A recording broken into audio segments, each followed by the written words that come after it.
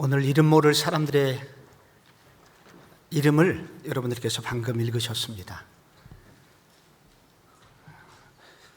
만약에 여기에 나와 있는 그 명단이 오늘 대학 입학 고사를 치른 우리 자녀들의 합격자 명단이라면,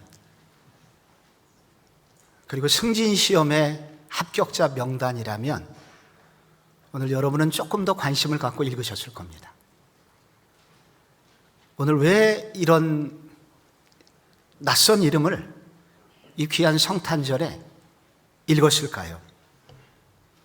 서기 1010년은 우리나라에 굉장한 위기가 있었습니다. 고려 현종 때인데 고려에 거란군 40만이 침입을 했습니다. 당시에 이 거란이라는 나라는 흉노족의 후손으로 당시 송나라와 대등한 힘을 가지고 있는 나라였습니다. 만주 전체와 몽골 지역과 지금의 북부의 대부분의 땅들을 가지고 있는 당시 초강대국이었습니다. 그에 비하여 고려는 작은 나라였습니다. 나라는 무너질 수밖에 없었습니다. 그래서 그 당시 가장 북쪽에 있었던 의주가 무너지고 결국 당시 고려의 수도였던 개경이 함락이 되었습니다. 그래서 이 고려의 현종은 전라남도 나주까지 피난길에 올랐습니다. 그래서 고려는 거의 망한 거나 마찬가지입니다. 99%의 신하들이 항복을 주청하였습니다. 그런데 단 한 사람만 끝까지 싸우자고 항전을 결의하였죠. 그리고 그와 함께한 군사들이 결국은 평안북도 귀주라는 곳에서 이 거란의 주력 부대인 기마부대 10만 명을 거의 몰살시킵니다. 그래서 역사의 기록에 보면은 살아 돌아가는 자는 기마부대의 원중에 수천 명에 불과했다, 그렇게 기록에 남아 있습니다. 강감찬과 그의 군사들의 열심이 있었던 겁니다. 저는 우리 민족의 역사를 관심 있게 보는 사람인데 이 역사를 보면 느끼는 게 있습니다. 이 한민족은 정말 약하디 약한 민족입니다. 바람 앞에 등불 같은 그런 존재였던 적이 많습니다. 그런데 위기의 순간마다 영웅이 등장해요. 강감찬이나 이순신처럼. 그런 사람들 때문에 결국 이 나라가 생존했습니다. 그리고 또 하나 느끼는 게 있습니다.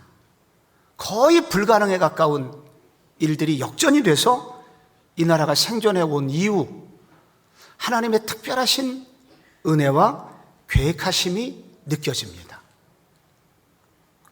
예수님이 태어나셨습니다. 하나님의 아들이 사람이 되셨습니다.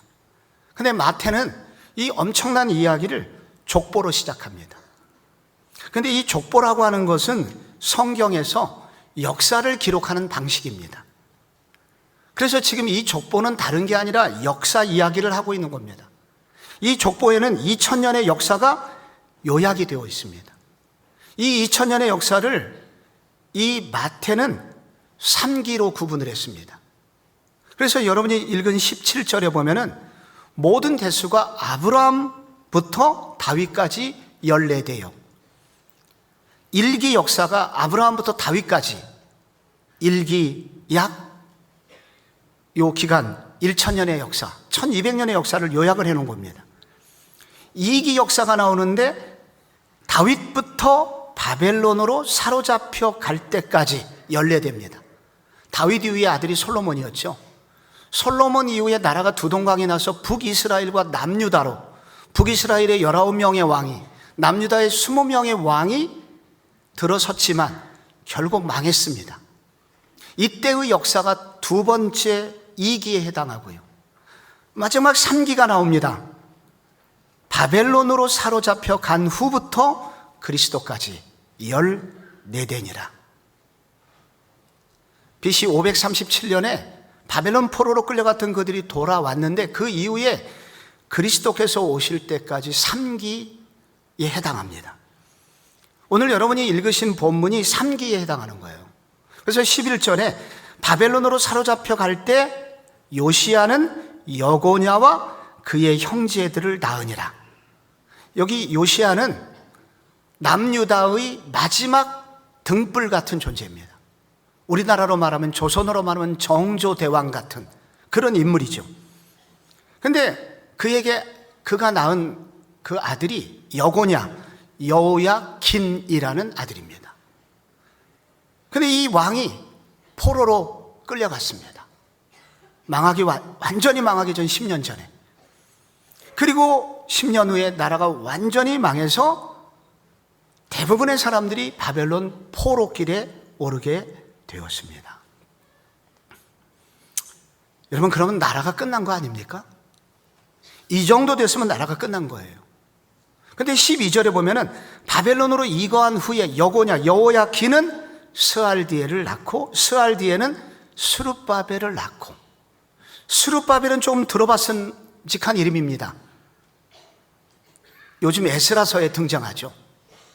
1차 포로들을 데리고 예루살렘에 돌아와서 성전을 재건한 사람, 총독이 바로 스룹바벨입니다. 그런데 그날 이후에 뒤에 인물들이 나오는데 그들은 포로에서 돌아온 후에 예수님 시대까지 있었던 사람들입니다. 그런데 이 시기는 여전히 나라가 식민지 지배를 받고 있었습니다.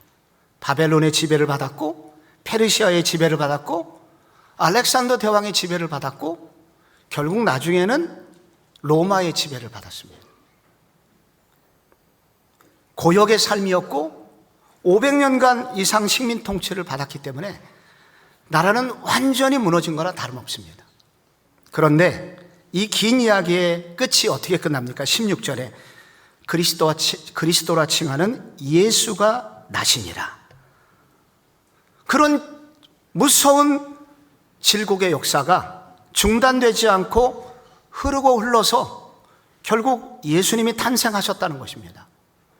그래서 이 마태복음 1장의 뒷부분을 읽으면 약하디 약한 나라, 망해도 할 말이 없는 나라, 그런데 이 나라의 메시아 예수가 탄생했다는 것입니다.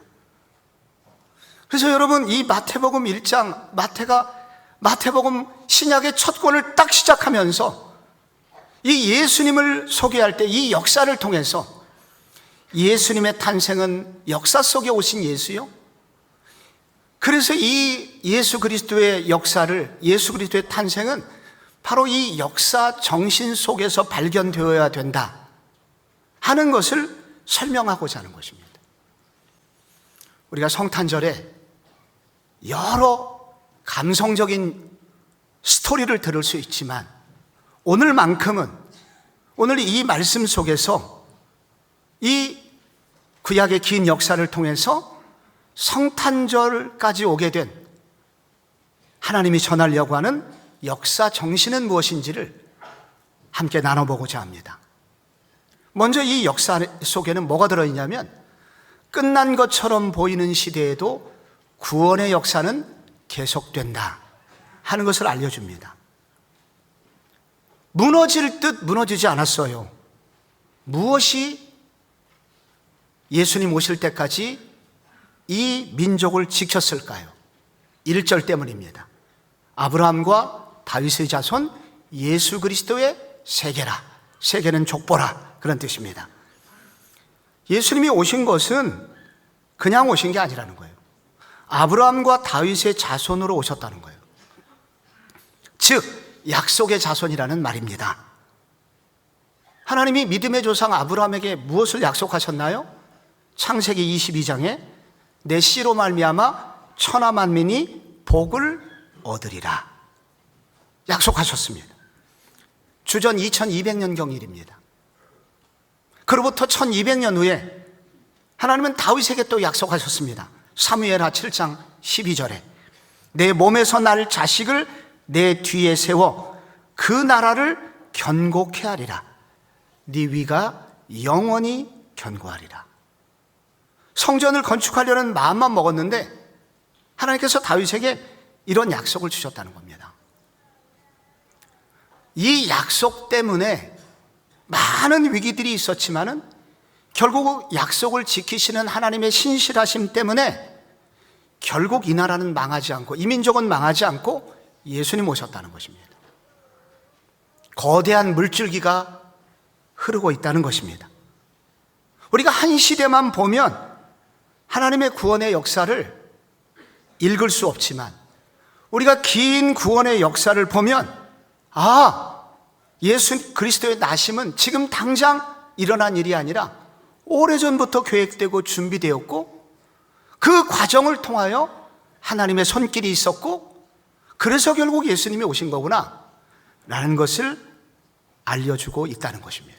구원의 역사는 그렇기 때문에 지금 당장 어려워서 끝난 것 같고, 지금 이 상황을 보면 포기하고 싶지만, 그때에도 바로 하나님의 구원의 역사는 계속되고 있다는 것입니다. 여러분이 만약에 예수 그리스도를 믿으신다면, 하나님의 자녀시라면 오늘 하나님이 이 본문을 통해서 말씀하시고 계신 겁니다. 지금 상황을 보면 끝난 것 같고, 지금 상황을 보면 포기할 상황이지만, 하나님의 자녀고 약속의 말씀의 씨앗이 여러분 속에 있다면 하나님은 여전히 여러분을 붙들고 계시며, 그 과정을 통하여 언젠가 당신의 뜻이 분명히 드러날 때까지 당신을 지키시고 보호하시고 인도하고 계신다는 것을 말씀해 주고 있는 것입니다. 최악의 가뭄이 왔던 때가 있습니다. 모든 물이 말라버렸습니다. 어디서도 물을 찾을 수가 없었습니다. 그런데 그때에도 여전히 지하에는 물이 흐르고 있습니다. 세상에 물이 없는 것 같아도 여전히 지하에 물이 흘러요. 그래서 깊이 땅을 파면 거기서 생수를 얻을 수 있습니다. 아무리 세상이 끝난 것 같고 내가 어려워서 이제는 끝났구나 생각하는 그때에도 바로 하나님의 구원의 역사는 계속되고 있다는 것입니다. 우리 교회에도 오신 바가 있는 양영자 선수, 저희 교회와 한 3번은 오셨을 거예요. 88 올림픽 금메달을 따셨죠. 그리고 삼성생명이라는 최고의 탁구팀 감독이었습니다. 잘 나갔습니다. 근데 63세밖에 되지 않은 어머니께서 간암으로 소천하신 후에 이 양영자 선수에게 극심한 우울증이 찾아왔습니다. 지도자의 삶도 점점 공허해지고 금메달 딴 게 하나도 자랑스럽지 않게 되었습니다. 이분은 2년 동안이나 밖에 나오지 않았습니다. 해 뜨는 것이 싫어서 해질녘에만 잠깐 집 밖으로 나왔다고 합니다. 환청도 들리기 시작했다고 합니다. 당시 중앙일보는 왕년의 탁구 여왕 방황의 은둔 생활이라는 제목으로 기사를 쓰기도 했습니다. 정신과 의사는 진단했습니다. 회복이 어렵다고.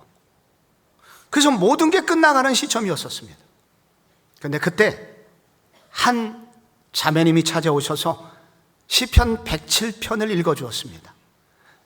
사람이 흑암과 사망의 그늘에 앉으며 곤고와 쇠사슬에 매임은 하나님의 말씀을 거역하며 지존자의 뜻을 멸시함이라. 그 말씀을 읽는 순간 눈물이 쏟아졌습니다. 통렬한 회개가 시작이 됐습니다. 그리고 스스로 말씀을 읽다가 마태복음 25장 지극히 작은 자 하나에게 한 것이 내게 한 것이니라. 이분이 회복이 되었습니다.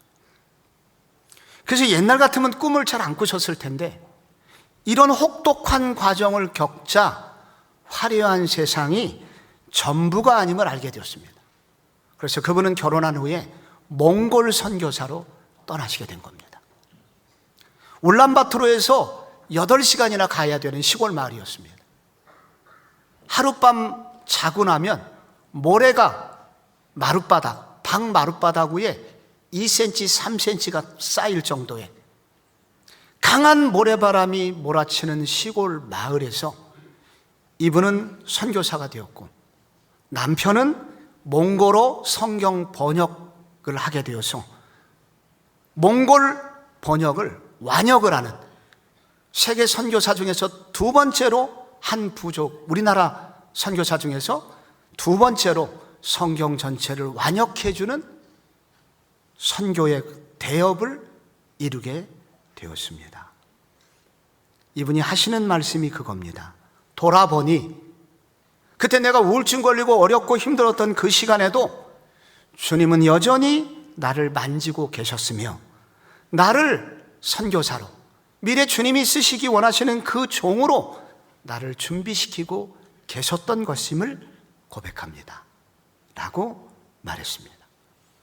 개인의 역사, 지금 당장만 보면 다 끝난 것처럼 보여도 하나님의 거대한 손길 안에 있는 사람은 결코 거기서 끝나지 않는다. 하나님은 여전히 너를 붙들고 있다 하는 것을 약속하고 있는 것입니다. 그래서 이사야 49장에서 선지자가 이렇게 예언을 했습니다. 오직 시온이 이르기를 여호와께서 나를 버리시며 주께서 나를 잊으셨다 하였거니와 여인이 어찌 그 젖먹는 자식을 잊겠으며 자기 배에서 난 아들을 긍휼히 여기지 않겠느냐. 그들은 혹시 잊을지라도 나는 너를 잊지 아니할 것이라. 이 말씀이 여러분에게도 아멘으로 받아들여지시기를 축복합니다. 여러분, 우리가 생각해야 되는 역사 정신, 마태복음이 전하는 또 하나 정신이 있습니다. 그것은 무명이라고 하더라도 그 자리를 잘 지켜달라는 것입니다. 잘 지키고 있으라는 겁니다. 여러분, 제가 다시 한번 여러분에게 좀 질문해 보겠습니다. 아소로라는 사람을 아십니까? 아킴은요? 아는 사람이 없습니다. 엘리우스는요? 마따는요? 아는 사람이 없습니다. 아무도 모릅니다. 잊혀진 인물들입니다. 구약의 말라기 이후에 예수님 오실 때까지 400년은 암흑기였습니다. 성경이 기록되지 않던 시기였습니다. 그래서 이런 이름들을 찾아볼 수가 없었습니다. 무명의 인물들이죠. 그런데 마태는 이 사람들을 추적해서 여기에 그 이름을 기록을 해놓았습니다. 무슨 얘기겠습니까? 여러분, 만약에 아스로라고 하는 사람, 아킴이라는 사람, 마단이라는 사람이 식민지 생활이 너무 어려워서 결혼을 포기했다면 예수님 오셨을까요? 아킴이라는 사람이 출산을 포기했다면 예수님이 오실 수 있었을까요? 그래서 여기에 나오는 사람들은 다 무명의 사람들이지만 아무도 기억할 수 없을 정도의 사람들 정도로 철저한 무명인이었지만 그들은 믿음의 자리를 지켰고 그들이 해야 될 역할들을 감당함으로 결국 예수 그리스도가 오셨다는 겁니다. 하나님께서는 우리가 비록 세상에서는 무명이라고 하더라도 하나님이 시키시고 하나님이 있으라고 한 그 자리를 잘 지키고 있는 사람을 귀하게 여기시고 그들의 헌신을 기억하셔서 누군가의 가슴에 예수 그리스도를 탄생시키는 존재로, 그런 귀한 사명자로 사용해 주신다는 겁니다. 오늘 칸타타는 소박하게 진행이 되었습니다마는 저희들이 코로나 이전에 칸타타를 오후 예배 때 많은 사람들이 여기 나와서 그리고 여러 오케스트라 단을 불러서 칸타타를 할 때 저는 느낌이 좀 달랐습니다. 제가 그때마다 느낀 게 하나 있는데, 오케스트라 단에 이렇게 앞줄에 서 있는 사람은 바이올리니스트잖아요. 또 첼리스트잖아요. 근데 제가 오케스트라 그때 공연 칸타타를 보면서 가슴에 뭉클한 한 사람이 있었습니다. 저 뒤에 제가 악기 이름도 모르는 마치 그 좀 아름다운 돼지처럼 생긴 큰 악기 있죠. 거대한 악기를 들고 땀을 뻘뻘 흘리면서 악기를 불고 있는 금관악기 연주자의 얼굴을 보면서 순간 눈물이 왈칵 쏟아졌습니다. 여러분, 심벌즈라는 악기가 있잖아요. 한 곡 끝날 때 한 번 쳐요. 근데 대기하고 있다가 한 번 마지막 그 심벌즈가 쳐줘야 흥이 납니다. 무명들입니다. 한 번 나온지도 모릅니다. 누가 나왔는지도 모르지만은, 그러나 그 악단에서 그분의 뻘뻘 흘리면서 그 자리를 지켜준 그것 때문에 여러분, 이 오케스트라사는 하나의 감동을, 한 곡의 감동을 청중들에게 전해주는 것입니다. 여러분, 라이너라는 사람을 아십니까? 모르실 겁니다. 예스테스는 아십니까? 당연히 모르실 겁니다. 이제 곧 아시게 될 겁니다. 미국에 네브라스카라는 주가 있습니다. 가장 시골 마을, 미국에서 알려지지 않은 가장 작은 시골 마을이, 시골 주가 네브라스카 주입니다. 그런데 여기에 베아트리스 마을의 웨스트사이드 교회에 성가대가 있습니다. 성가대원이 15명인데 이 작은 교회 성가대 대원들은 수요일 저녁 7시 30분에 모여서 연습을 합니다. 그런데 창단 이후로 이분들이 성가대를 얼마나 좋아했는지 단 한 명도 지각이나 결석을 하지 않았다고 합니다. 그런데 문제의 그날은 이상한 일이 생겼습니다. 15명 전원에게 각자 이유가 있는 지각을 하게 된 것입니다. 그래서 전부 다 늦게 된 거예요. 반주자도 늦었습니다. 그리고 그날 7시 25분에 성가대 연습실 지하실에서 가스가 폭발하여 대폭발로 건물의 대부분이 무너졌습니다. 이 사건이 미국의 NBC TV, CBS TV에 취재가 되었습니다. 이 사건을 분석한 통계학자가 이런 분석을 내놨습니다. 수년 동안 단 한 번도 지각이나 결석이 없었던 15명의 성가대 전원이 각자 다른 이유로 지각해서 폭발 사고를 면할 확률은 10억 분의 1이랍니다. 불가능한 일이 벌어졌습니다. 하나님은 종종 우리 신앙인들의 삶에 이런 일들을 일으키십니다. 이런 일들을 종종 일으키시는데, 이런 일들이 일어나는 이유는 하나님이 샘플로 보여주시기 위하심입니다. 하나님의 나라에 아무도 몰라주는 헌신자들, 그들을 귀하게 보신다는 겁니다. 누구도 알아주지 않아도 묵묵히 그 자리를 지키고 있는 그 사람을 하나님은 존귀하게 여기시고 그들과 동행하시고 그들의 찬양을 받으시고 그들의 헌신을 받아주신다는 겁니다. 하나님은 절대로 우리를 도매금으로 처리하지 않으신답니다. 한 사람 한 사람 무명인 우리를 돌보시고 우리를 지키시고 인도하고 계시다는 겁니다.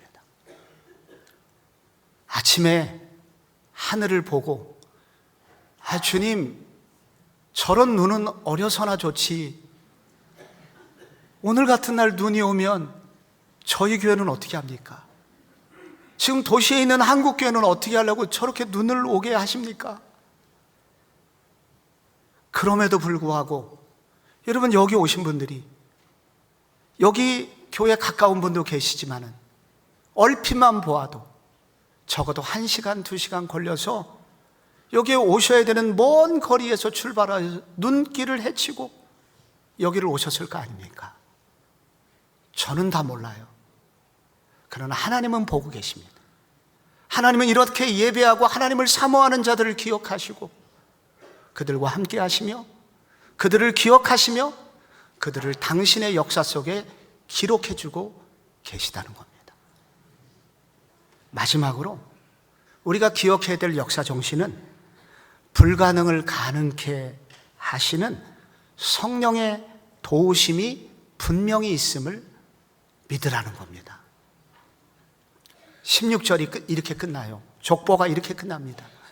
야곱은 마리아의 남편 요셉을 낳았으니 마리아에게서 그리스도라 칭하는 예수가 나시니라. 본문에 42명의 사람들이 1장 족보에 등장합니다. 근데 41명까지는 다 똑같아요. 아브라함이 이삭을 낳고 이삭은 야곱을 낳고, 이런 식으로 남자 위주의 기록이 계속 되었습니다. 한 번도 빠지지 않고. 41번 그렇게 기록이 됐는데 마지막 여자가 등장합니다. 그리고 여자가 낳아요. 야곱은 마리아의 남편 요셉을 낳았으니 하면서 바로 마리아가 등장하고 마리아에게서 그리스도라 칭하는 예수가 나시니라. 여인의 몸에서 예수님이 나신다는 완전한 역사의 전환이 여기에 나오고 있습니다. 그리고 여기 나오는 나신이라는 단어는 이 문법 구조상 문법이 수동태로 되어 있습니다. 그래서 마리아가 낳았다라고 해석이 되면 안 되고, 이 본문은 마리아 스스로 난 것이 아니라 누군가에 의해서 낳을 수밖에 없게 되었다 라는 것이 원문의 뜻입니다. 그래서 마리아는 바로 예수를 낳을 수밖에 없도록 만들어졌다는 것입니다. 무엇을 표현하고 있는 것일까요?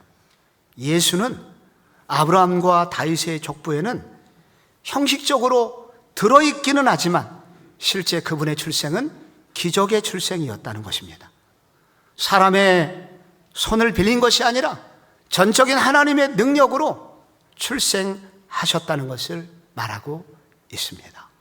바로 성령의 능력으로, 성령의 잉태와 성령의 도우심으로 예수 그리스도는 이 땅에 오실 수 있었다는 겁니다. 그러므로 성도는 도저히 내 힘으로 할 수 없는 일을 하나님은 이루신다는 것을 믿어야 합니다.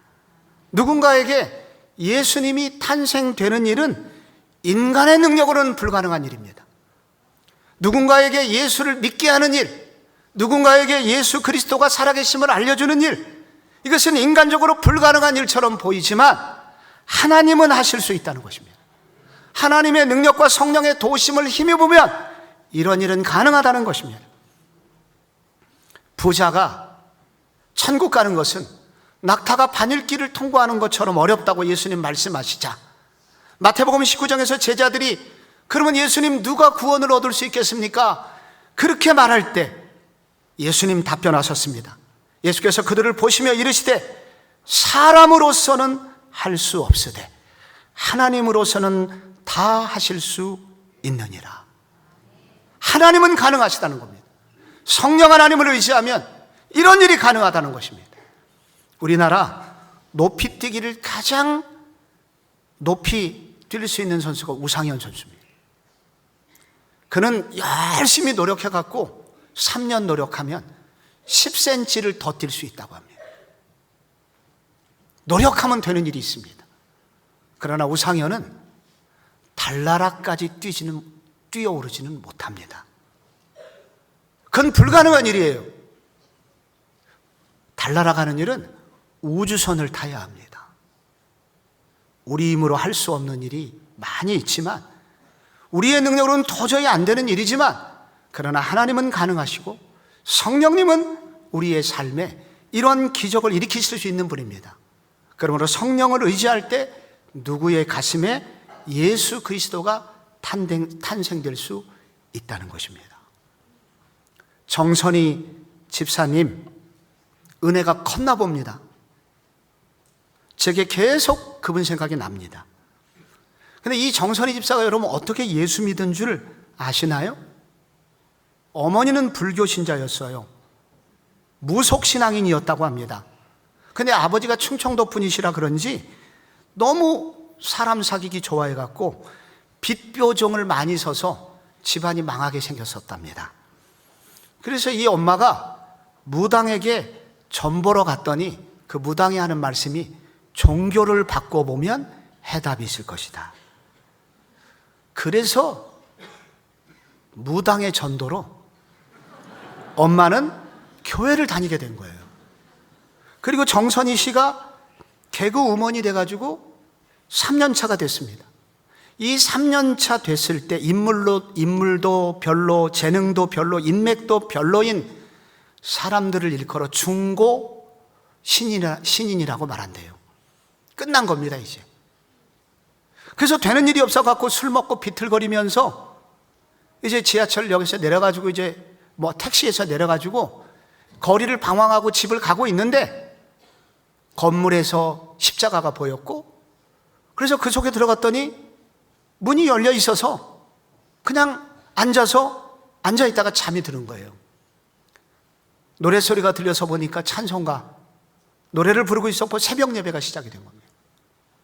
그런데 놀랍게 바로 그 교회가 엄마가 다니고 있는 교회라는 사실을 그가 알게 됩니다. 그래서 엄마 따라서 이제 40일 특별 새벽 기도를 같이 갔대요. 도움이 필요하니까, 절실하니까.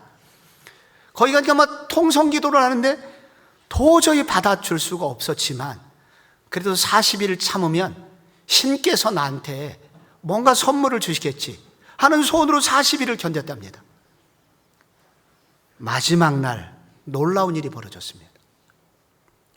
교회당 문을 열고 막 들어서려고 하는데 갑자기 눈물이, 자기도 모르는 한없는 눈물이 쏟아지기 시작했습니다. 어마어마한 눈물이 쏟아지면서 통곡이 나오기 시작했습니다. 이해할 수가 없었습니다. 그런데 마치 그때 한참 막 울고 있는데 자기가 물속에 들어가 있는 것처럼 느껴지더랍니다. 그리고 느껴지는 거, 내가 엄청나게 소중한 사람이구나 깨닫게 되었다고 합니다. 예수님의 사랑을 알게 된 것입니다. 그리고 그녀가 달라진 것입니다. 그래서 정선희 집사가 이때의 간증을 이렇게 고백을 했습니다. 마치 마른 국화차가 물속에 딱 들어가면 꽃이 확 피는 것처럼 내 인생에 국화차가 피는 것처럼 그날 이후로 저는 달라졌습니다 라고 고백을 하였습니다. 하나님의 임재는 강팍하고 전혀 예수 믿을 것 같지 않고 불가능한 사람들 속에 이렇게 역사하십니다. 마리아의 몸을 통해서 예수 그리스도가, 흠없는 예수 그리스도가 태어나게 된 것이 성령의 능력으로 된 것처럼 오늘날 비신자의 가슴에 누군가에도 바로 성령이 역사하신다면 이렇게 누군가의 가슴에 예수 믿는 역사가 일어나게 될 것입니다. 그러므로 오늘 우리는 성령님을 의지하는 기도를 또 드려야 합니다. 오늘 이 성탄절을 통하여 누군가의 가슴에 예수 믿는 역사가 일어나게 해주시고, 우리 가정에 아직 비신자로 남아있는 누군가의 가슴에 예수 그리스도 믿는 역사가 일어나게 하시고, 우리 가문에, 내 친구 중에 누군가의 가슴에 예수님이 탄생하는 기적이 일어나게 해달라고 오늘 마태는 우리에게 도전하고 있습니다. 예수 그리스도, 그분은 우연히 오신 분이 아닙니다. 하나님의 오래전 계획하심 속에서 역사의 물줄기를 타고 오신 분이십니다. 그러므로 우리는 오늘도 우리의 삶의 어떠한 상황 속에서도 포기 없이 하나님을 찬양하는 일을 계속할 수 있어야 합니다. 그리고 오늘 이 구원의 아름다운 역사를 증거하는 일에 참여하며, 그리고 이러한 성령의 능력을 의지하여 누군가의 가슴에 예수 믿게 되는 역사가 일어날 것을 기대하고 소망하고, 그리고 함께 참여하는 그런 일을 결단하는 시간이 되어야 합니다. 그래서 우리 모두에게 메리 크리스마스의 은혜가 이어지기를 축복합니다.